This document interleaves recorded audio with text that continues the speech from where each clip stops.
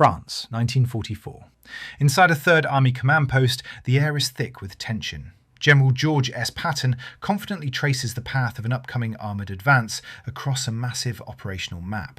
Around him, 30 senior officers stand in absolute silence. Then, a voice breaks the quiet. A 22-year-old corporal named Daniel Kovac, the lowest-ranking man in the room, steps forward. "Sir, I think the map is wrong." The entire room freezes. Interrupting strict military hierarchy is dangerous. Contradicting Patton is professional suicide. The officers brace for an explosion. Is this insubordinate kid about to be publicly humiliated, or did he just prevent a massive military disaster? To understand the sheer gravity of this interruption, you have to step inside the suffocating pressure of a 3rd Army briefing. This was not a collaborative think tank. It was a theatre of absolute authority.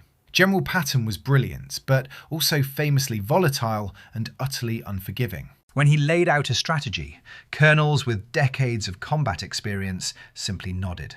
That dynamic creates a hidden, dangerous vulnerability in wartime command: the instinct for self-preservation. When the man at the front of the room is known for destroying careers in a single outburst, subordinate officers learn to keep their mouths shut. They let the commander believe his plan is flawless. The rigid discipline required to run an army suddenly paralyzes the men tasked with guiding it.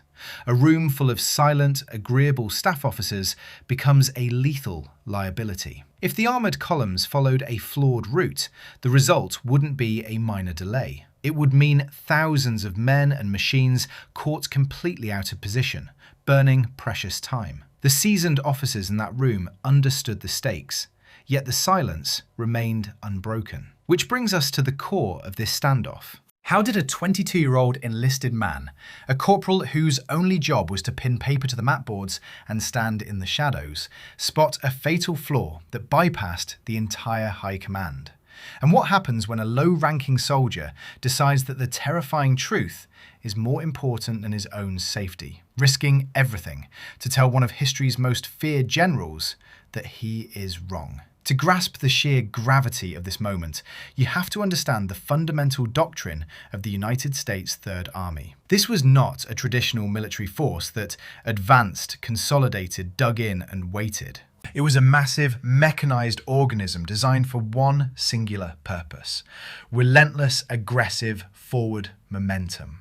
The entire philosophy of its commander was built on the premise that speed is armor and hesitation is death. In this army, you did not stop. You did not yield. You kept the enemy constantly off balance by pushing armor and motorized infantry down their throats faster than they could process the information. But that kind of mechanized velocity does not happen by accident. It requires a logistical ballet of staggering complexity. We are talking about thousands of Sherman tanks, half-tracks, self-propelled artillery pieces, and supply trucks moving in synchronized waves. This massive organism consumed hundreds of thousands of gallons of gasoline a day.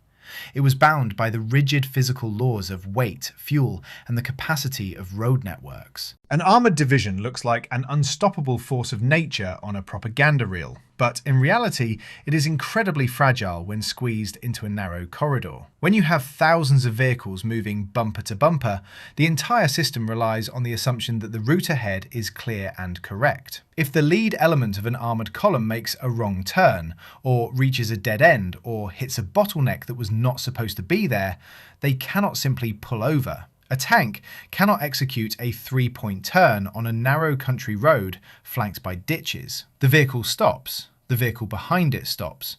Within minutes, a domino effect cascades miles backward down the line. You suddenly have a 20-mile traffic jam of idling engines burning irreplaceable fuel. More importantly, you have tens of thousands of soldiers sitting stationary in trucks, completely exposed, while the frontline units they were supposed to relieve or support are left hanging in the wind. A logistical delay is not an administrative headache.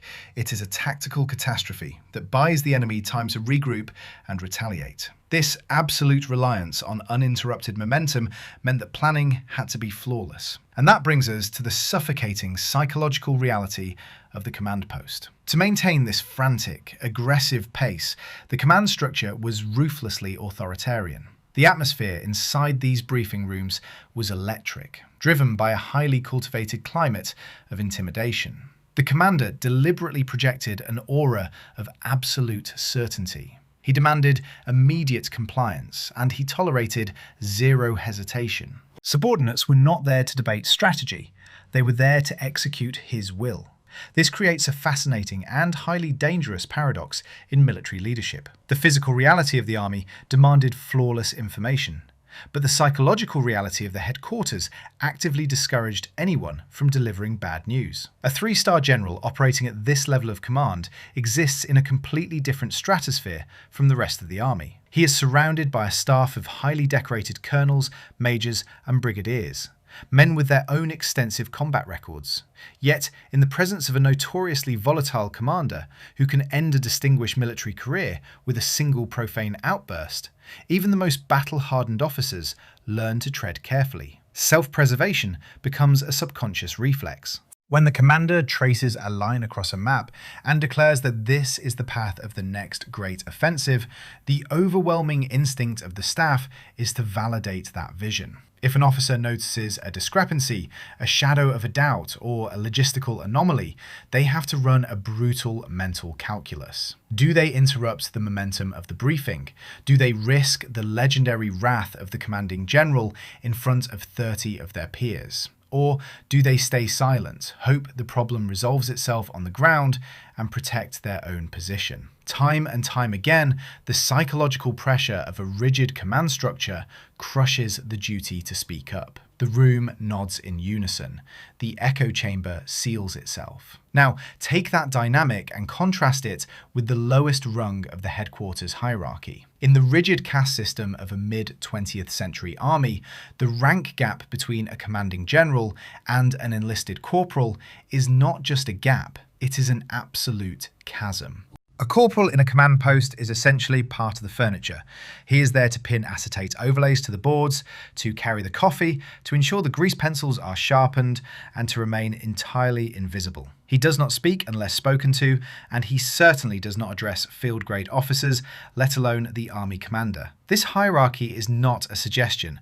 It is drilled into every soldier from their first hour of basic training. You do not break the chain of command. You do not speak out of turn. The conflict here is primal. It is the collision of a psychological environment that ruthlessly punishes dissent against the unforgiving physical reality of a mechanized army that cannot afford a single logistical error. The men wearing the silver eagles and the gold stars on their collars felt the pressure of the room and chose the safety of silence. They understood the physical stakes for the men on the ground, but the immediate psychological threat of the commander standing right in front of them was simply too intense. The briefing continued. The orders were being finalized. The timeline was set. Once the meeting adjourned, the radios would spark to life, the telegraphs would click, and the massive, lumbering machinery of the Third Army would be unleashed. Hundreds of thousands of tons of steel and human life were hanging on the exact coordinates being tapped onto the map board. And yet, because of the paralyzing fear of correcting a superior, the entire devastating momentum of the army was about to be directed straight into a geographical trap that no one was willing to point out. The impending disaster lay entirely hidden within the quiet precision of paper and ink. Spread across the command table was an operational map, a master document governing the movement of armoured divisions scheduled to sweep through a specific, strategic French town. To the officers surrounding the table, the blue and red lines drawn across the topographical grid represented a seamless vector of progress. But the map was a ghost. It relied on cartographic data compiled years before the war, long before a major municipal road reconstruction project swept through the region in the late 1930s. During that pre-war modernisation, civil engineers had fundamentally reconfigured the town's traffic artery. To alleviate congestion, they demolished an old stone bridge and shifted the primary road junction roughly a mile away from its original location. The new route bypassed the narrow medieval core, redirecting heavy traffic onto a wider bypass. However, the military map resting under the general's hand had missed this crucial update. It still showed the old layout, a route that now led directly into a dead end of concrete barriers, narrow residential lanes, and impassable pedestrian steps. In paper reality, the armoured column would glide effortlessly through the intersection. In physical reality, the lead vehicles would slam into a wall of brick and mortar. For a single infantry squad on foot, a mismapped turn is a minor inconvenience. For a massive, fast-moving mechanized column, it is an absolute catastrophe. When thousands of heavy vehicles enter a narrow European town, they move in a tightly packed, rigid sequence. Supply trucks, half-tracks, and 40-ton Sherman tanks follow the lead reconnaissance elements bumper to bumper. The moment the lead vehicle hits a dead end, the entire column grinds to a halt. In the tight confines of a French village, flanked by stone walls and deep drainage ditches, there is no room to turn around. You cannot simply pull a 20-mile line of heavy armour onto the shoulder. Within minutes, the error cascades backward. Idling engines begin to swallow hundreds of gallons of precious fuel. Radios jam with frantic queries from commanders at the rear trying to understand the stoppage. The precise, timed schedule of the assault disintegrates. A single misplaced line on a piece of paper transforms a high-speed offensive into a stationary 20-mile traffic jam. A massive, helpless target sitting exposed in open country, while frontline troops further ahead are left completely isolated, without support or resupply. The entire operational plan was built on a fiction. The army was preparing to launch thousands of men into a concrete bottleneck, blindly trusting a document that contradicted the physical earth. It was a geographical trap that threatened to paralyze the American advance before a single shot was fired. And in that crowded room, packed with decorated staff officers and seasoned tacticians, the only person who recognized the invisible wall ahead was a 22-year-old kid holding a box of map pins. Daniel Kovac was not supposed to be analysing high-level operational strategy. In the vast machinery of the Allied war effort, the 22-year-old corporal was a tiny, anonymous gear. But before the draft board handed him an olive-drab uniform, Kovac spent his days carrying transit tripods, driving wooden survey stakes into soft earth, and mapping property lines across civilian terrain. He was a professional surveyor. His mind had been meticulously trained to read landscapes not as artistic representations, but as cold mathematical equations. In civilian field surveying, a miscalculated angle or a misplaced boundary marker of just 6 inches could spark a decades-long legal battle or collapse a bridge foundation. That background conditioned his brain to look at paper maps with a deep instinctive skepticism. To an untrained eye, a printed map is an authoritative truth. To Kovac, a map was merely a human claim about the Earth, a claim that was constantly lying unless verified by physical measurement. Day after day in the command post, while senior officers focused on the grand strategic arrows representing entire divisions, Kovac's eyes automatically drifted down to the microscopic topographical grid lines, the contour elevations, and the dates printed in fine type along the margins. He knew how survey teams operated in the field. He understood how easy it was for a cartographer sitting in a quiet office in Washington or London to copy outdated French civilian plates without ever setting foot on the changing ground.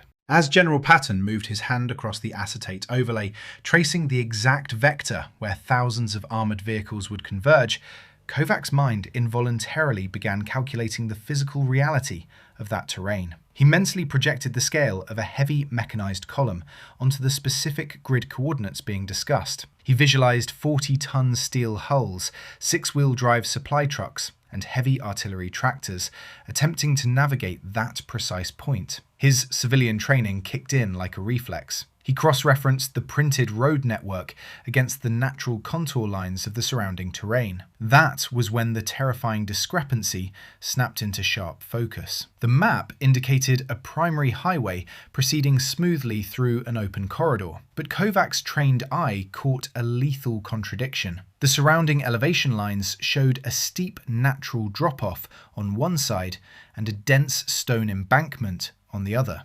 If the road had indeed been relocated during the pre-war modernisation, as the terrain features strongly suggested, the route on Patton's map did not just lead to a minor navigational error.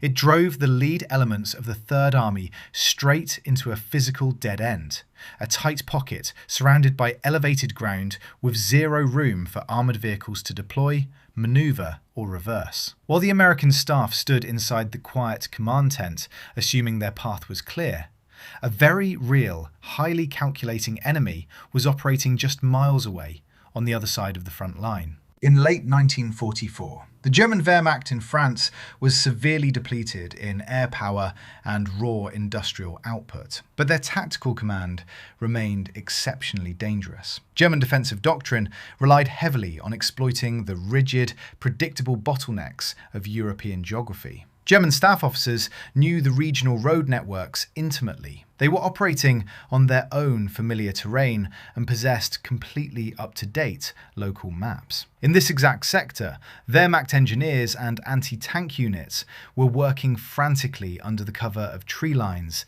and ruined village walls. They were not attempting to match the Third Army in an open head-to-head armoured battle. Their entire defensive strategy was predicated on Allied logistical mistakes. They knew that if an American armoured spearhead got jammed in a narrow town or trapped in a geographical bottleneck, the entire advance would instantly turn into a stationary target. German doctrine called for pre-targeting precisely these kinds of road junctions with concealed 88mm anti-tank guns, heavy mortars, and pre-calibrated artillery grids. A single delayed column, immobilized by a missing bridge or a dead-end road, was exactly what the German defenders needed to unleash a devastating ambush, stall the momentum of the advance, and force the Americans into a costly, drawn-out battle of attrition. Inside the Third Army briefing room, however, none of this lethal external reality was being debated. The suffocating silence of military hierarchy held the room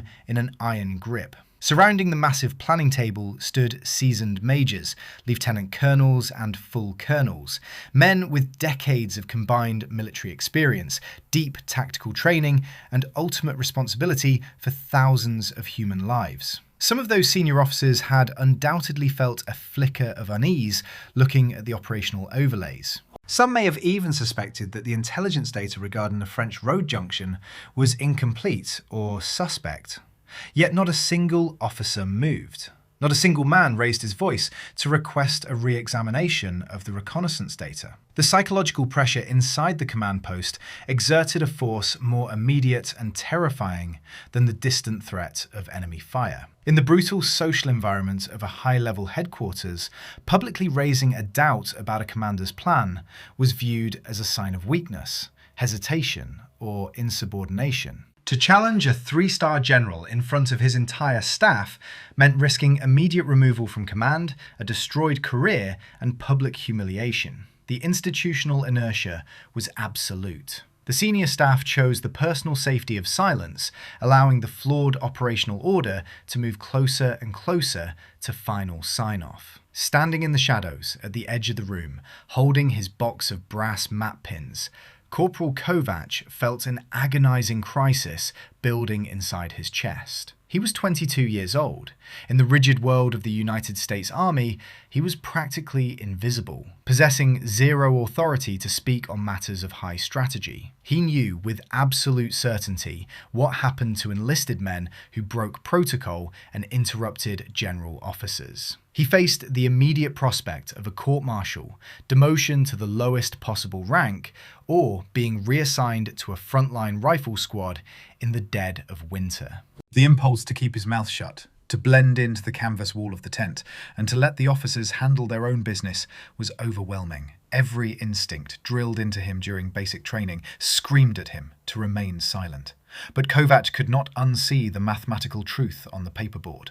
He knew that in a matter of hours, real men, drivers in open-topped half-tracks, tank crews sealed inside steel hulls, young soldiers sitting on wooden benches in the back of 2.5-ton trucks, would be driving blindly down that exact road. If he stayed quiet to protect his own skin, those men would pay for his silence with their lives. The internal pressure reached an absolute breaking point. Kovac looked at the back of General Patton's neck, looked at the polished silver eagles on the collars of the silent colonels, and realized a terrifying truth about the room he was standing in. The greatest danger facing the Third Army at that exact moment was not the German anti-tank guns waiting in the hills, nor was it the outdated ink on the French map. The most lethal threat was the invisible psychological wall that kept 30 experienced military leaders from speaking the truth to power. Kovac realized that if he did not open his mouth right now, the entire massive, unstoppable machinery of the army would roll forward into a catastrophe created entirely by human fear. Drawing a sharp breath, the young corporal stepped out of the shadows, crossed the invisible boundary of military protocol, and prepared to face the full, unbridled wrath of his commanding general. The true tension in that room, however, wasn't just about the physical geography of a French town. The suffocating atmosphere inside the command post stemmed from a much darker, unspoken reality: institutional self-preservation. It is highly probable, given the decades of combined logistical and tactical experience standing around that table, that Kovac was not the only person to spot the anomaly. Some of those older, battle-tested colonels and majors, men whose entire careers revolved around moving troops and equipment,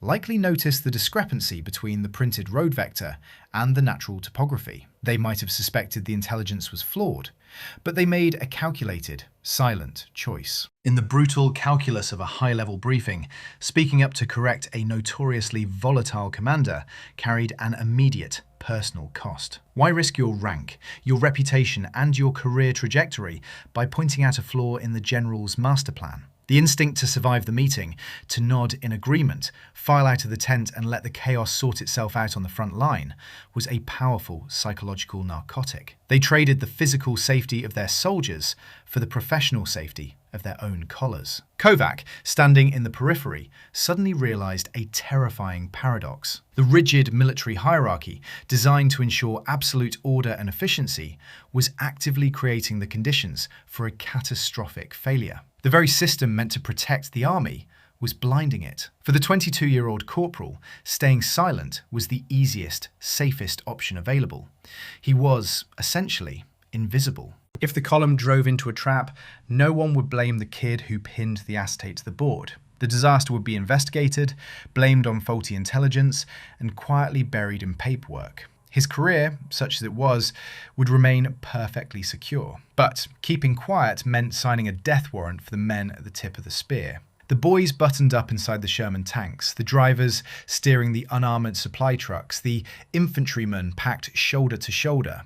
They were the ones who would pay for the silence of the staff officers. With the briefing rapidly nearing its conclusion and the catastrophic orders mere moments away from being finalised and transmitted, the lowest-ranking man in the room realised that the safety of the entire armoured column rested entirely on his shoulders.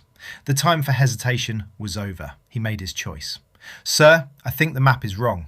The words did not just interrupt the briefing, they stripped all the oxygen out of the room. The rhythmic tapping of General Patton's pointer stopped instantly. 30 senior staff officers froze exactly where they stood. For several agonising seconds, the only sound inside the 3rd Army command post was the dull snap of the canvas tent flapping in the cold wind. Colonels and majors stared at the 22-year-old corporal as if he had just pulled the pin on a live grenade and dropped it onto the planning table.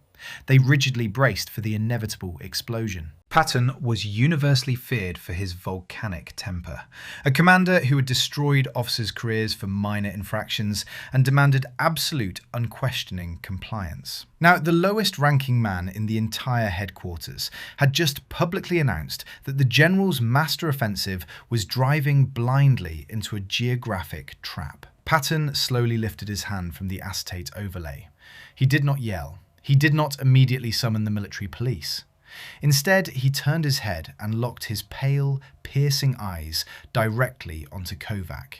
The psychological pressure in that tent hit a crushing, absolute maximum. The general studied the young enlisted man, letting the heavy silence stretch to an almost unbearable length, testing the corporal's nerve in front of the entire command. Kovac stood rigid, his heart hammering against his ribs, fully aware that he had just crossed an unforgiving line. Then Patton's voice cut through the heavy air, sharp and demanding. He ordered Kovac to step up to the table and prove it. Every eye in the room tracked the corporal as he stepped out of the shadows. He walked past seasoned field-grade officers whose faces were drained of colour, crossing the invisible, sacred boundary that separated the invisible support staff from the supreme commander. Kovacs reached the edge of the massive topographical board. He did not hesitate. He pointed directly at the French road junction marked for the armoured thrust. Drawing on every ounce of his civilian surveying experience, he explained how the dense contour lines indicating a steep ravine and stone embankments violently contradicted the straight, wide highway printed over them. He explained the physical and engineering impossibility of moving a heavy armoured column through that specific topography, noting that the town must have moved its primary traffic artery to a newly constructed bypass. Then, Kovacs played his final, most dangerous card. He asked the 3-star general to look down at the extreme bottom right corner of the document. He pointed to the microscopic text detailing the cartographic source. The publication date confirmed the paper was based on local surveys conducted well before the 1930s municipal reconstruction. The map they were betting thousands of lives on was an outdated ghost. The briefing room remained in a state of suspended animation. The colonels held their breath, waiting for Patton to dismiss the technicality and obliterate the corporal for his insolence. Patton leaned his heavy frame over the table. He stared at the contour lines. He traced his finger down to the tiny publication date. He ran the tactical geometry in his head. The tension stretched so tight, it felt like the canvas walls might tear. Finally, Patton slowly straightened up. He looked down at the map, then turned his gaze back to the young corporal. In front of his entire, silent, highly decorated staff, the most volatile commander in the United States Army delivered his verdict. "You're right." Patton did not throw a tantrum, nor did he order the young corporal dragged away by the military police.